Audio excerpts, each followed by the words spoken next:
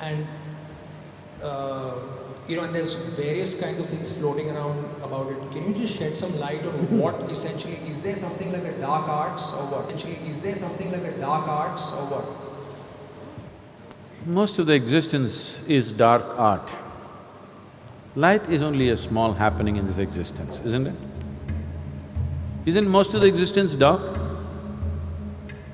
Yes. Light is a very small happening, a very limited happening. If light has to come, something has to burn. So, there is a lot of dark art that one can practice, not necessarily life negative. Dark arts are not necessarily life negative. When we say occult, because you've heard of some lousy occultist who is trying to destroy somebody's lives, cause disease, cause death, because of that you think that occult is always a negative thing because socially you are exposed to only that kind of people.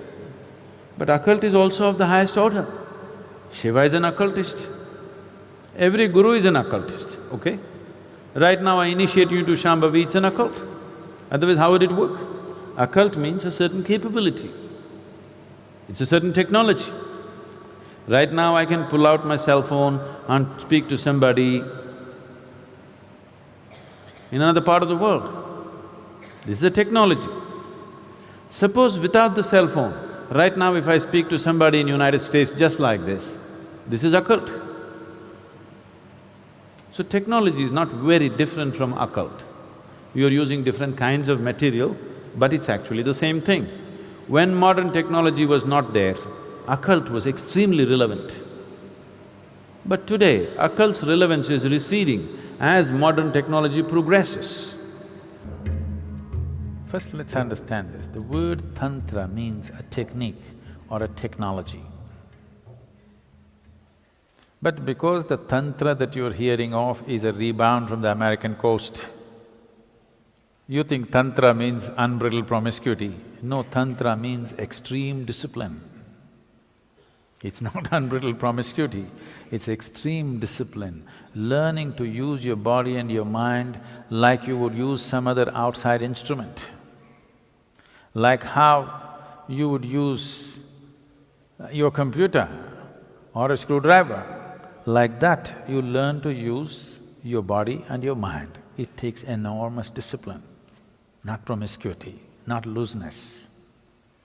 Tantra is not things, the books they have written largely by Western authors, all kinds of things. No, tantric texts are of extreme discipline, not of any kind of looseness. Because they're talking about the body, and right now the modern societies, if you say body, they're fixated about reproductive organs in the body and nothing else about the body. So if you say body, they're only thinking of a few body parts, they forgot the brain. Because they're only thinking a few body parts, they're thinking about sexuality and nothing beyond that. It is about learning to use the body like a phenomenal mechanism, and it is. If you do not know how to use it, what will you do here? If you do not know how to use your physical self and the energy behind it, what will you do? You will have no impact on anything. So this is Tantra. So if there is no Tantra, there is no Guru, really.